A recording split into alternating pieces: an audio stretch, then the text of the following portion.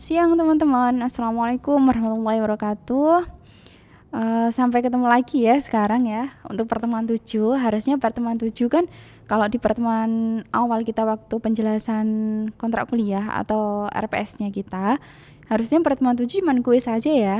Nah, daripada punya PR nih saya, terus materinya mau ditaruh di mana? Nah, karena kurang ya pertemuan jamnya kemarin, jadi untuk pertemuan 7 kita tambah materi, nggak apa-apa ya. Nah, sekarang kita masuk dalam penerapan kerangka kerja konseptual. Apa sih Bu penerapan kerja konseptual itu gitu ya. Nah, di sini tuh bukan dikasih kerangkanya ya. Kalau kerja akuntansi itu kerangkanya seperti ini, enggak. Tapi kayak gambaran secara tertulis. Gambaran secara tertulis itu gimana ya? Penjelasan lah gitu ya. Contoh kalau misalnya seorang akuntan itu ngalami seperti ini, cara penyelesaiannya seperti apa gitu. Nah, kalau misalnya akuntan yang bekerja di bisnis itu seperti apa sih cara nanganinnya? Terus akuntan yang bekerja di akuntan publik itu seperti apa sih nanganinnya?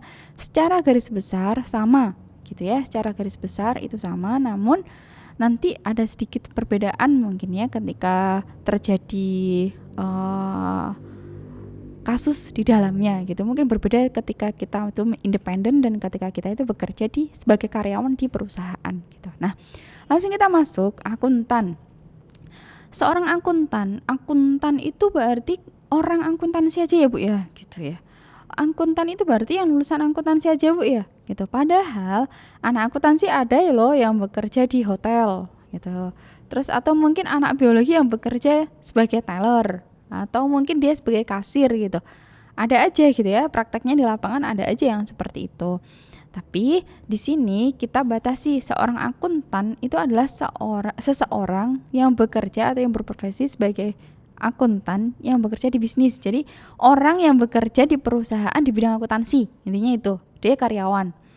Terus yang kedua, seseorang yang bekerja sebagai orang yang bekerja di akuntan publik. Akuntan publik namanya akuntan publik di sini berarti auditor kayak gitu ya, atau akuntan yang membuka jasa. Kalau misalnya konsultan pajak, terus konsultan keuangan, nah itu kan bisa dikatakan sebagai seorang akuntan. Nah, kita masuk akuntan yang bekerja di bisnis itu misalnya karyawan, terus tenaga kontrak, rekan. Karyawan di sini bisa kasir, teller, manajer keuangan, terus staf keuangan kayak gitu. Itu bagian dari seorang akuntan. Terus yang bekerja di akuntan publik, auditor gitu ya.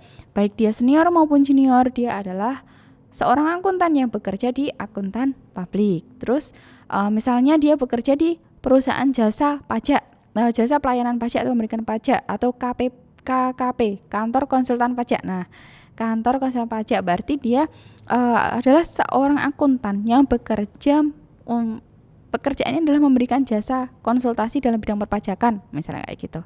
Nah, itu juga dikatakan sebagai seorang akuntan gitu.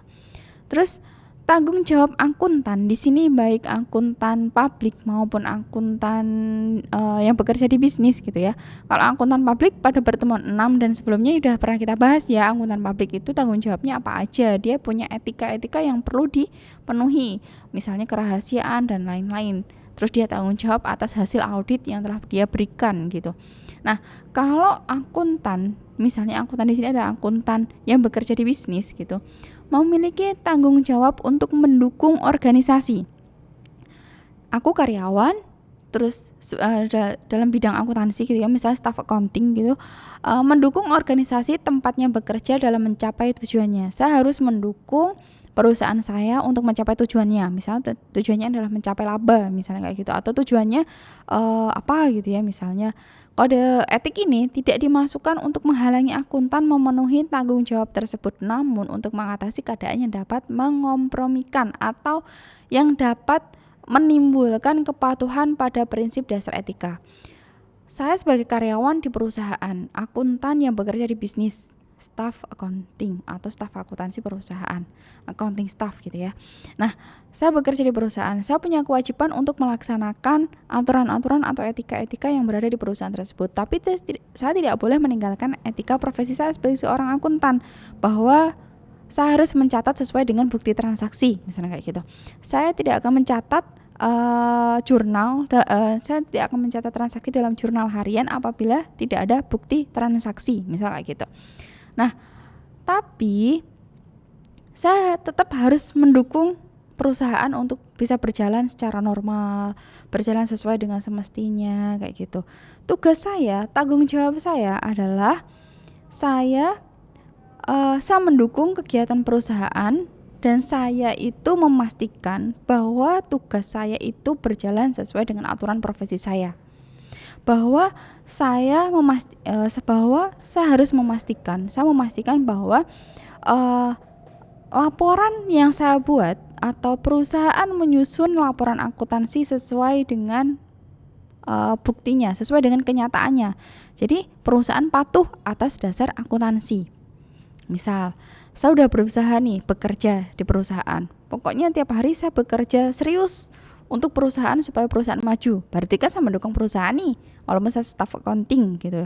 Misalnya saya bukan siapa-siapa di perusahaan, cuman sebagai staff akuntansinya di sana gitu. Tapi saya menyusunnya sesuai dengan aturan akuntansi, bahwa saya menyusunnya sesuai dengan dasar-dasar akuntansi, sesuai dengan pengatur akuntansi misalnya gitu ya, sesuai dengan apa yang saya dapatkan sebelumnya.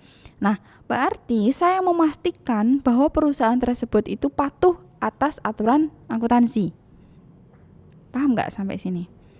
Saya bekerja di sana, saya sungguh-sungguh bekerja di perusahaan tersebut. Saya mendukung penuh kinerja perusahaan saya, tepat waktu dan lain-lain. Pokoknya saya sungguh-sungguh gitu bekerja di perusahaan tersebut. Berarti saya mendukung kan. Tapi saya tidak melupakan profesi saya sebagai accounting. Tugas saya adalah memastikan bahwa perusahaan ini patuh dalam menyusun laporan keuangan, misalnya kayak gitu. Berarti saya harus patuh karena saya kan yang terjun membuat laporan keuangan. Berarti saya harus patuh nih membuat laporan keuangan sesuai dengan aturannya gitu. Terus kerangka kerjanya di sini, contoh gambaran kerjanya. Kerangka kerja konseptual akan bertujuan untuk membantu akuntan dalam mematuhi prinsip dasar etika dan memenuhi tanggung jawabnya untuk bertindak melindungi publik. Nah, yang bertanggung jawab melindungi publik di sini ternyata bukan seorang akuntan publik aja. Seorang akuntannya bekerja di bisnis pun dia bertindak melindungi kepentingan publik. Misal saya menyusun laporan keuangan, laporan keuangan saya itu saya buat untuk memenuhi perusahaan aja, kemauan perusahaan saja. Saya lupa bahwa laporan keuangan perusahaan suatu saat akan diteliti nih oleh mahasiswa gitu. Nah, dulu laba, sekarang laba, besok laba, ganti manajer, tiba-tiba rugi. Nah, itu kenapa? Saya lupa nih kalau suatu saat bakal diteliti oleh mahasiswa, akan menjadi objek penelitian kantor saya misalnya kayak gitu. Nah, karena sebelumnya ketika laba itu saya tidak tidak jujur. Nah, berarti saya itu bisa dikatakan tidak mematuhi prinsip, atau metode sebelumnya berbeda dengan manajemen. Nah, metode yang berbeda ini, manajemen lama dengan manajemen baru gitu ya. Metode yang diterapkan harus dijelaskan dalam catatan atas laporan keuangan atau CALK gitu. Terus kerangka kerja konseptual menetapkan suatu pendekatan bagi akuntan untuk yang pertama, mengidentifikasi ancaman. Yang kedua adalah mengevaluasi ancaman, terus mengatasi ancaman. Pertama, kerangka kerja ini dibuat untuk bisa memberikan cara atau gambaran bagi akuntan untuk mengidentifikasi ancaman yang mungkin akan dihadapi ketika dia menerapkan prinsip dasar akuntansi atau prinsip dasar dari etika profesi yang dia jalani. Yang kedua, mengevaluasi ancaman. Ancaman sudah teridentifikasi, maka itu akan dievaluasi. Setelah dievaluasi baru diatasi kira-kira ancaman tersebut, cara menanganinya seperti apa.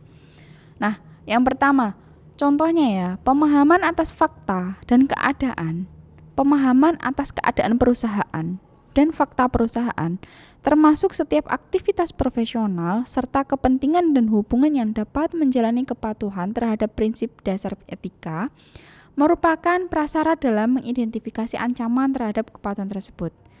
Yang pertama, kita harus tahu keadaan lingkungan kerja kita. Terus selama ini tingkah lakunya seperti apa, etikanya berjalan seperti apa, pimpinan seperti apa, karyawan seperti apa, rekan kerja yang sejawat, yang kita satu divisi misalnya seperti apa, kita tahu. Kita harus tahu keadaan itu. Itu menjadi salah satu prasyarat untuk mengidentifikasi ancaman terhadap kepatuhan. Kalau misalnya selama ini misalnya ya, staf akuntansinya itu bukan dari bidang akuntansi, laporan keuangan yang dibuat ya udahlah, yang penting ada laporan harian aja, ada jurnal harian kayak gitu.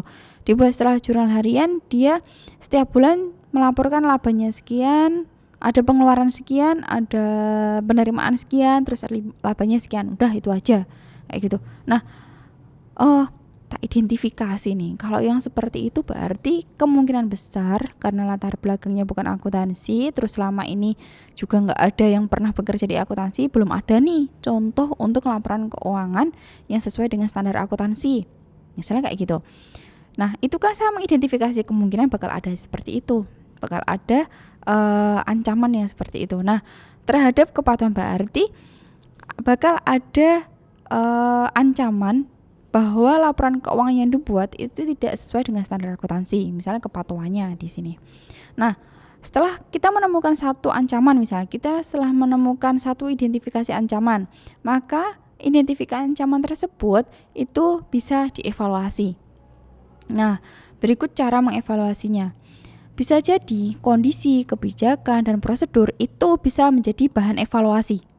Misal, perusahaan selama ini kok cuma menyajikan laporan laba rugi gini aja ya, laporan keuangan cuma gini aja ya. Dia menyajikan bahwa pendapatannya sekian, ada pengeluaran sekian, habis itu labanya sekian. Dia nggak mementingkan berapa kas yang dia terima, terus persediaannya masih berapa, terus masih peralatan, perlengkapan dan lain-lain. Dia nggak mementingkan itu, hutangnya berapa, dia nggak mementingkan itu. Yang penting ya udah saya laporkan itu, terus ada catatan kalau ditanya utangnya perusahaan berapa, ada tapi nggak dilaporkan tapi ada, misalnya kayak gitu.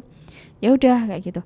Ternyata kebijakan perusahaan memang seperti itu selama ini. Oh, berarti selama ini tuh yang dia terapkan, aku anggap identifikasi suatu ancaman bahwa dia tidak patuh dalam standar akuntansi, memang dari kebijakannya seperti itu, tak evaluasi gitu kan. Nah, hal tersebut tak komunikasikan kepada manajemen. Pak, yang selama ini diterapkan oleh perusahaan itu ternyata nggak sesuai dengan standar akuntansi loh. Tuh, iya toh Mbak, masa iya? Padahal peraturannya yang kebijakan perusahaan sudah benar loh. Wah, kebijakan perusahaannya seperti apa Pak? Saya tanya. Terus kebijakan perusahaannya yang penting ada laporan laba aja, setiap bulannya itu ada laporan laba aja. Terus laporan utangnya dan lain-lain, wah saya nggak ngitung ya Mbak kalau seperti itu. Pokoknya kalau ketika saya tanya, ya udah, saya ketika saya nanya mereka bisa jawab ya udah kayak gitu. Terus buktinya saya juga nggak nanya, misalnya kayak gitu ya. Wah, berarti hal tersebut itu perlu diatasi. Wah Pak, kayak yang seperti itu bisa jadi dong labanya tinggi karena memang belum ada hutang jatuh tempo yang perlu dibayar. Bisa jadi hutang bulan ini tuh banyak. Nah, jadi belum ada kas yang keluar karena hutangnya tinggi, seolah-olah gitu ya. Terus ada labanya bisa tinggi, sedangkan bulan depan bisa jadi turun karena ada hutang jatuh tempo yang perlu dibayar. Ada kas yang berkurang, kayak gitu kan, laba digunakan buat pembayaran kas dan lain-lain, misalnya kayak gitu.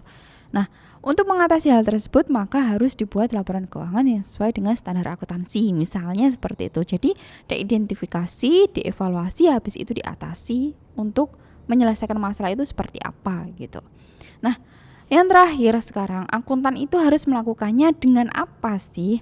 Akuntan itu harus menyelesaikan masalah atau ancaman tadi. Yang pertama, kalau bisa dihilangkan, tapi kalau nggak bisa dikurangin.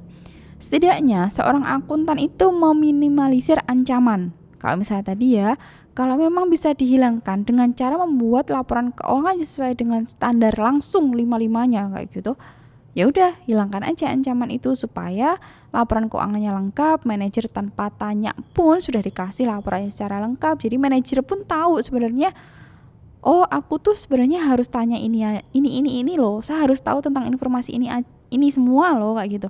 Nggak perlu saya tanyakan, tapi saya harus disediakan. Misalnya seperti itu kayak gitu ya.